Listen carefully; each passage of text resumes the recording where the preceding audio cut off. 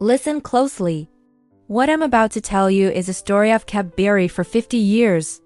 A story of love, betrayal, and a truth so dark that it changed everything. My name is Maria Kane, and this is how I fell in love with the richest man in the city.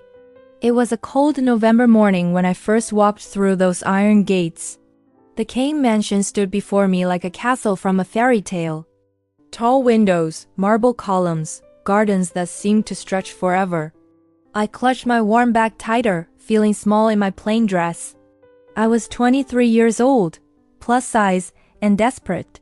My mother was dying of cancer, my father couldn't work anymore, and the medical bills were drowning us. Mrs. Patterson, the head housekeeper, looked me up and down when I arrived. Her eyes lingered on my body, her lips pressed thin. "You're the new girl?" she asked, her voice sharp. I nodded. "Yes, ma'am, Maria Rodriguez." She sighed.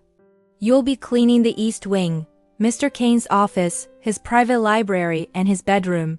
He's very particular. Don't touch anything you don't need to. Don't speak unless spoken to. And for heaven's sake, stay out of his way." I started the next day. The work was hard, but I was used to hard work. What I wasn't used to was the loneliness.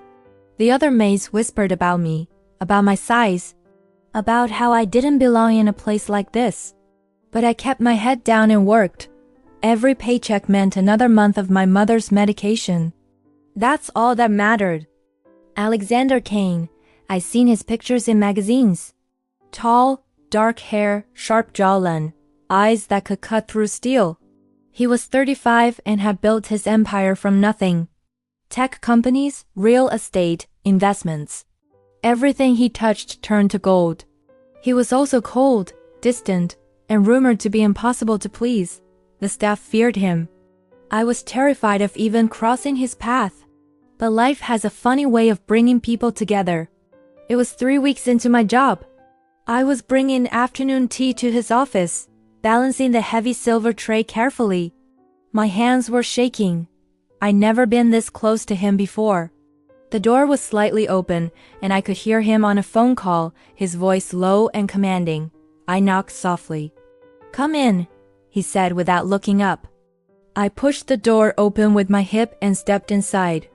The office was massive. Floor-to-ceiling bookshelves, a mahogany desk the size of my childhood bedroom, and windows overlooking the city. He was standing by the window, his back to me, still on the phone. I walked toward the desk, trying to be as quiet as possible. And then it happened. My foot caught on the edge of the Persian rug. Time slowed down. The tray tipped forward. The teapot, the cups, the sugar bowl, everything crashed to the floor with a deafening clatter. Hot tea splashed across the expensive rug. Porcelain shattered into 100 pieces. I froze, my heart pounding so hard I thought it would burst. Alexander turned around slowly. He ended his call without a word, his eyes fixed on the mess. Then on me. I couldn't breathe. This was it. I was going to be fired. My mother's medication. My father's hope. Everything was about to disappear because of my clumsiness. "I'm so sorry," I whispered, my voice cracking. "I'm so sorry, Mr. Kane. I'll clean it up right away." "Please, I'm so sorry." He didn't yell. He didn't even look angry. He just stood there, studying me. His eyes moved from the broken china to my face. And for the first time since I started working there, someone actually looked at me, not through me, not past me. At me. "Are you hurt?" he asked. His voice was softer than I expected. I blinked, confused. "What? Your hands, did you burn yourself?" I looked down. My hands were red from the hot tea. I hadn't even noticed. It's nothing. I'm fine. "I'm so sorry about the mess." He walked closer, and I instinctively stepped back. He was so tall, so imposing, but his expression had changed. There was something in his eyes I couldn't read. "What's your name?" he asked. "Maria, sir." "Maria Rodriguez. How long have you worked here, Maria?" 3 weeks, sir." He nodded slowly, still looking at me. "And in those 3 weeks, has anyone shown you kindness?" The question caught me off guard. I didn't know how to answer. He seemed to understand my silence. Leave the mess. I'll have someone clean it up. Go take care of your hands. But sir, that's not a request, Maria. Go. I hurried out of his office, my mind spinning. What just happened? He should have fired me. He should have been furious. But instead, he'd asked if I was hurt. He'd asked my name. No one here ever asked my name. That night I couldn't sleep. I kept replaying the scene in my head, the way he looked at me, the gentleness in his voice. Stop it, Maria, I told myself. He's a billionaire. You're a maid. This is nothing. It means nothing. But it did mean something. Because the next day, when I arrived at work, Mrs. Patterson handed me a small first aid kit. Mr. Kane left this for you, she said, her tone icy. For your hands. Inside was expensive burn cream, bandages, and a note in elegant handwriting. Take care of yourself, AK. From that day on, everything changed. Not all at once, but slowly, like sunrise creeping over the horizon. Alexander started leaving his office door open when I came to clean. He'd nod at me, sometimes say good morning. Small things, tiny gestures. But to me, they meant the world. One evening, I was cleaning his library when I found him sitting in a leather chair, reading. I tried to leave quietly, but he stopped me. Maria, wait. I turned around, my heart racing. Yes, sir. You don't have to call me sir when we're alone. Alexander is fine. I didn't know what to say. This was breaking every rule. Okay, he smiled. It was the first time I seen him smile. It transformed his entire face. Do you like books? He asked. I used to read. When I had time. What kind? Stories, romance mostly. I know it's silly. It's not silly. Everyone needs escape. He stood up and walked to a shelf, pulling out a worn copy of Pride and Prejudice. Have you read this? I shook my head. Take it, he said, handing it to me. But Sir Alexander, this looks expensive. It is. But books are meant to be read, not just collected. Keep it. That was the beginning.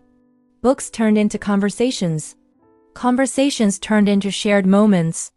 Late evenings when he'd work, and I'd quietly organize his library, and we'd talk about everything and nothing. He told me about his childhood, about building his business, about the loneliness that came with success. I told him about my parents, my dreams of going back to school someday, my love for baking that I'd given up because I couldn't afford ingredients anymore. He listened. Really listened. Like my words mattered. Like I mattered. And somewhere in those quiet evenings, something shifted. The way he looked at me changed. The way my heart raced when I saw him changed. We were falling and neither of us could stop it. But I was scared. I saw myself in the mirror every day. My round face, my thick arms, my body that didn't fit the world's definition of beautiful. What could someone like Alexander Kane possibly see in someone like me? One night I asked him. We were in his library, sitting by the fireplace. The question came out before I could stop it. Why are you kind to me? He looked up from his book, surprised. What do you mean? I mean, you're you, and I'm nobody. I'm not pretty. I'm not sophisticated. I'm just a maid who dropped her tea set. He set his book down and turned to face me fully. Maria, look at me. I forced myself to meet his eyes. You think you're nobody? You work 2 jobs to pay for your mother's treatment. You smile even when you're exhausted. You find joy in small things. You're kind to people who don't deserve it. You see beauty in old books and rainy days. You laugh at my terrible jokes even though they're not funny. My eyes were filling with tears, but I'm not beautiful. Maria, you're the most beautiful person I've ever met. And I don't mean the way you look, though for the record, I think you're stunning. I mean who you are, your heart, your strength, your soul. That's what beauty is. A tear rolled down my cheek. No one had ever said anything like that to me. Ever. Alexander, I'm falling in love with you, Maria. I've been falling for months. And I know this is complicated. I know what people will say. I know my family will lose their minds, but I don't care. For the first time in my life, I don't care about any of that. I just care about you. I couldn't hold back anymore. I started crying, really crying. He moved closer, taking my hands in his. You don't have to say anything. I just needed you to know. I love you too, I whispered. I've loved you for so long. But I'm so scared. Of what? Of this ending, of you realizing I'm not enough, of losing you. He cupped my face in his hands, his thumbs wiping away my tears. You're more than enough, Maria. You're everything. And then he kissed me. Soft and gentle and full of every unspoken word between us. And in that moment, I believed him. I believed that love could conquer everything. We were careful at first. Stolen moments. Secret smiles. Late night meetings in the library. But love has a way of becoming impossible to hide. The other staff started noticing. The whispers grew louder. And then, one night, Alexander made a decision. I want to introduce you to my family, he said. My stomach dropped. Alexander, no, that's not a good idea. Why not? Because they'll never accept me. I'm a maid. I'm not from your world, and Look at me. I am looking at you, and I love everything I see. I'm not asking for their permission, Maria. I'm telling them. You're the woman I love. They need to accept that. The dinner was a disaster. His mother, Maria Kane, looked at me like I was dirt on her expensive shoes. His father barely acknowledged my existence. His younger sister, Victoria, made snide comments all night about my dress, my background, my job. A maid? Victoria said, laughing cruelly. Alexander, this is a joke, right? You're not actually serious about her. I'm very serious, he said, his voice hard. Maria is extraordinary. And I'd appreciate it if you treated her with respect. His mother set down her wine glass. Respect? Alexander, be reasonable. This girl is not suited for our world. What will people think? What will your business associates say? This is embarrassing. The only thing embarrassing here is your behavior. Alexander shot back. I didn't bring Maria here for your approval. I brought her here to inform you that she's the woman I'm going to marry. The room went silent. You could have heard a pin drop. His mother's face went white. You're joking. I've never been more serious about anything in my life. His father finally spoke. Over my dead body, this is unacceptable. We will not allow it. You don't have a choice, Alexander said, standing up. He reached for my hand. Come on, Maria, we're leaving. As we walked out, I heard his mother's voice, cold and sharp. If you marry her, you'll regret it. That girl will ruin you. That night, Alexander held me while I cried. I'm sorry, I sobbed. I told you this was a bad idea. They hate me. I don't care if they hate you. I love you. That's all that matters. But your family, my family will come around. And if they don't, that's their loss. You're my future, Maria, not them. 2 weeks later, Alexander proposed. In the same library where we'd fallen in love. With a ring that was simple and perfect. Marry me, Maria, not someday. Not when things are easier. Now, marry me because I can't imagine my life without you. I said yes. Of course I said yes. We planned a small wedding. Just us, a few witnesses, and a judge. Nothing fancy. I didn't need fancy. I just needed him. The night before the wedding, I was staying in a small apartment Alexander had rented for me, away from the mansion. He didn't want me working as a maid anymore. He wanted me to focus on planning our future. I was lying in bed, unable to sleep, when my phone rang. Unknown number. Hello? Maria Rodriguez? A woman's voice asked. Yes, who is this? A friend. Someone who wants to help you. Help me with what? Your wedding. It's a mistake.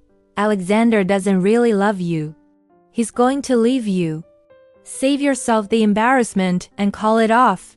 My blood ran cold. Who is this? Someone who knows the truth. He's using you, Maria. You're a phase. A rebellion against his family. Once he's made his point, he'll discard you like trash. You're not enough for him. You never will be. The line went dead. I didn't sleep that night. The words echoed in my mind. What if she was right? What if I was just a way for Alexander to rebel? But the next morning, when I saw him waiting for me at the courthouse, smiling like I was the only person in the world, all my doubts disappeared. We got married. Simple vows. His hand in mine, forever promised in whispered words. And for a few beautiful days we were happy. Perfectly, impossibly happy.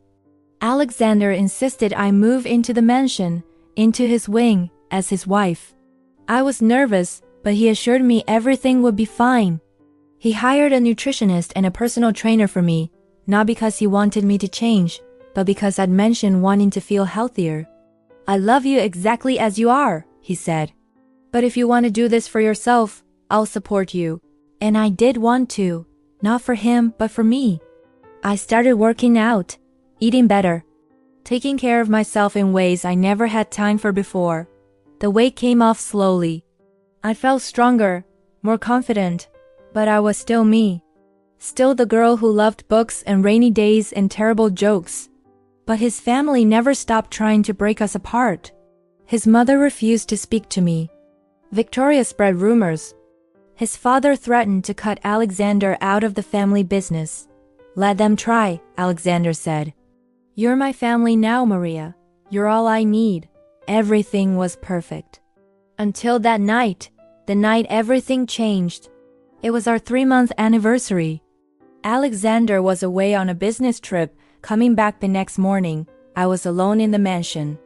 Most of the staff had the night off. I was reading in our bedroom when I heard a noise downstairs. Footsteps, voices. I got up, my heart pounding. The house was supposed to be empty. I crept to the top of the stairs and looked down. Catherine and Victoria were in the foyer, talking to someone I couldn't see. You're sure this will work? Catherine asked. Positive, a male voice replied. Once we're done, she'll be gone. And Alexander will never know the truth. My blood turned to ice. They were planning something involving me. I backed away slowly, trying not to make a sound, but my foot creaked on the old floorboard. Victoria's head snapped up. Did you hear that? I ran. Back to the bedroom, locking the door behind me. My hands were shaking as I grabbed my phone to call Alexander. No signal. The Wi-Fi was out. Panic clawed at my throat. I heard footsteps on the stairs.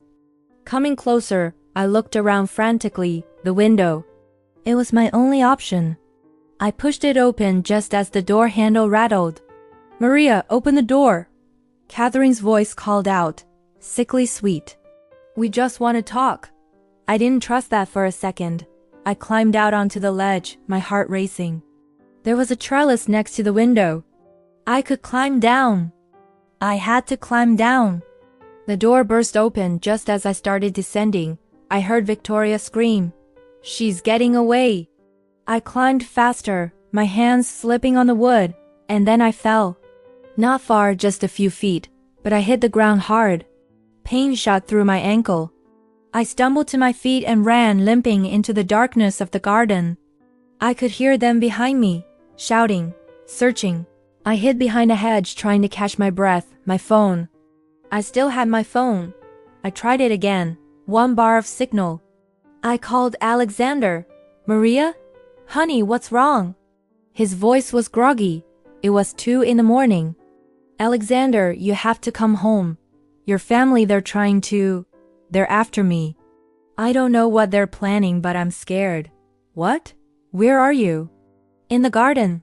Hiding. Please come home. Please. I'm getting on a plane right now. Don't move. I'll call the police. The line went dead. Someone had grabbed my phone from behind. I spun around. A man I'd never seen before stood there, tall and menacing. Got her, he called out. Catherine and Victoria appeared moments later. Well, Catherine said, her smile cold. You've caused quite a bit of trouble, haven't you, Maria? What do you want? I asked, my voice shaking. We want you gone. Out of our lives. Out of Alexander's life. You're an embarrassment. A stain on our family name. I'm his wife. A wife who's about to disappear. What happened next is still a blur. They forced me into a car, drove me somewhere dark and isolated. And then they gave me a choice. Leave, tonight, never come back. Never contact Alexander again. We'll tell him you ran away. That you couldn't handle the pressure of being with someone like him. He'll move on eventually. And if I don't? Victoria laughed. Then we'll make sure something very unfortunate happens to your parents. That expensive cancer treatment your mother's receiving. It would be such a shame if she suddenly lost access to it. If your father's pension mysteriously disappeared. I thought about Alexander, about our wedding day. About the way he looked at me like I was his entire world. About the future we'd planned. About the love we built. And then I thought about my mother, weak and frail in her hospital bed. About my father, who'd already lost so much. I couldn't let them suffer because of me. I couldn't. So I made the hardest choice of my life. I'll go, I whispered. But you have to promise. You have to swear my parents will be taken care of. Done, Catherine said, too quickly. Like she'd already won. They gave me money. Enough to start over somewhere far away. They drove me to the bus station and watched as I bought a ticket to a city I'd never been to. As the bus pulled away, I looked back one last time. At the life I was leaving behind. At the love I'd lost. I cried the entire way. For weeks I lived in a fog. I rented a small room. Found a job at a diner. I changed my name. Cut my hair. Lost more weight. Not because I wanted to, but because I couldn't eat. Grief had hollowed me out. One kept tabs on Alexander from afar, through newspapers and magazines. I watched as he searched for me, as he hired private investigators, as he refused to believe I'd just left, and then slowly I watched him break. He threw himself into work, became harder, colder, more ruthless than he'd ever been. The warmth I loved disappeared. His family had gotten what they wanted. They destroyed him.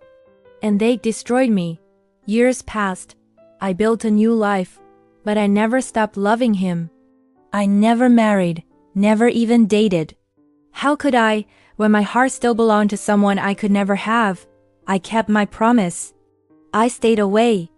But I watched over him from the shadows, making sure he was okay.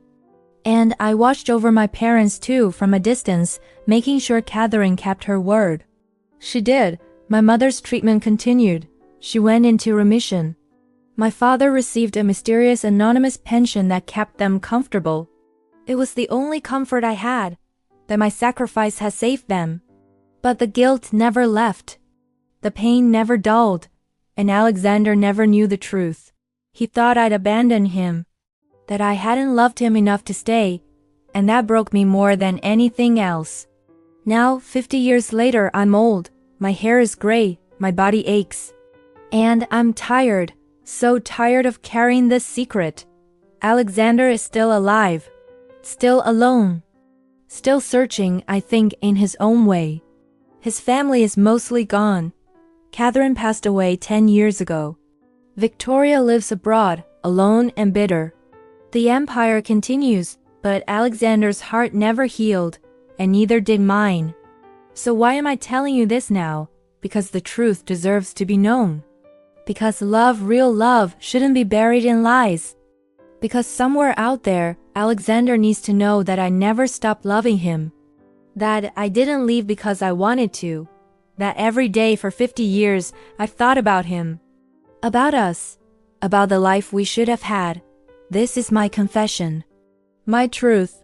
The story of Maria Kane, the girl who loved a billionaire and lost everything. I don't know if Alexander will ever hear this. I don't know if it matters anymore. But I need the world to know. Love isn't always enough. Sometimes love means sacrifice. Sometimes it means walking away from everything you want to protect the people you love. My name is Maria Kane, and I never stopped being his wife. Not in my heart, not ever. That's the truth, the whole truth. And now you know what really happened that night 50 years ago. The night I disappeared, The night I broke both our hearts to save the people I loved. That's my story. And I'll carry it with me until the day I die.